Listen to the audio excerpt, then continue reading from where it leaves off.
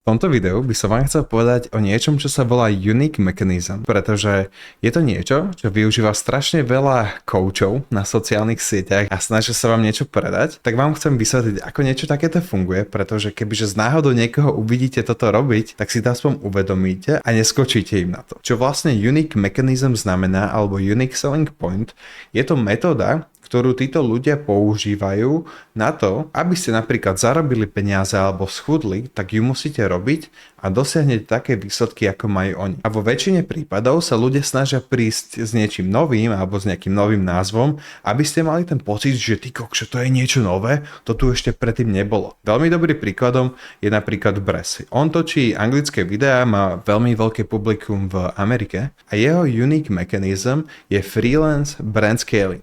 Čo to vlastne znamená? Na prvý pohľad ste taký, že to som ešte asi predtým nepočul.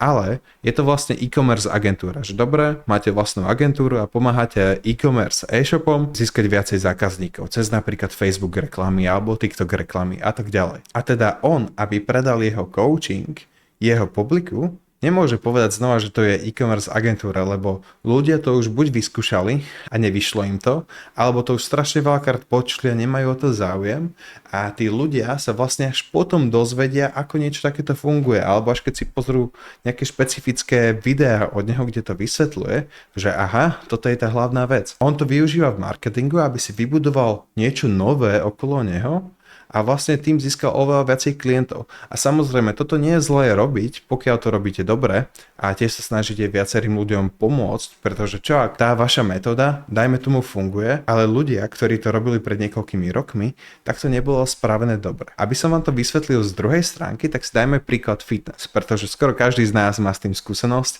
a ľudia hovoria, že buď musíte schudnúť alebo nabrať váhu tak, že budete robiť keto dietu, budete vegánom, budete jesť všetko, alebo začnete robiť post, fasting, že nebudete jesť niekoľko hodín. A vec je taká, že všetko funguje. Všetko funguje, ale tí ľudia, ktorí hovoria o tej danej metóde, ju pravdepodobne predávajú. Čiže oni si týmto získajú tých ľudí, je to ako keby niečo nové a fúha, to o tom som ešte nepočul, idem to vyskúšať. A keď sa nejaký fitness coach snaží byť nový, tak si povie, že je to nejaká RBS metóda a to hovorí, že môžete schudnúť, nabrať svaly cez RBS metódu. To som teraz dal príklad a on to potom nejako vysvetlí, že RBS znamená toto.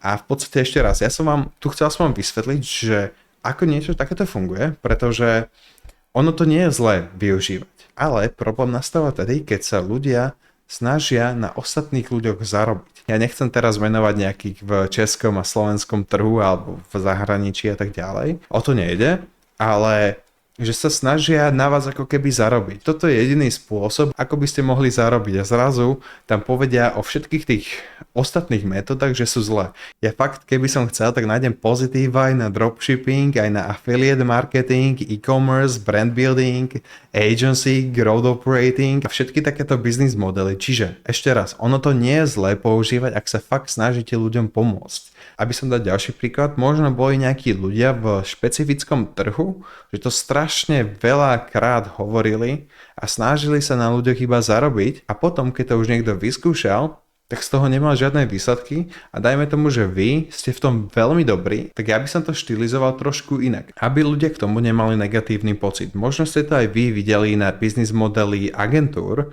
Najprv to prešlo z agentúry, potom na e-commerce agentúru, potom na AI agentúru, zrazu je to nejaký AI integrátor. Stále je to ako keby agentúra, len sa na to dajú nejaké iné slova. Čiže ak uvidíte nejakých ľudí na TikToku, Instagrame a tak ďalej, že vám ponúkajú, toto je jediný spôsob, ako môžete zarobiť peniaze a musíte si to kúpiť odo mňa a tak ďalej, však všetci to poznáme, tak aby ste chápali, ako to vlastne funguje, ako oni prišli s tým menom a prečo to vlastne robia. Dúfam, že toto video bolo aspoň trochu prínosné, kľudne ma začnite sledovať na Instagrame a vidíme sa v ďalšom. Ahojte.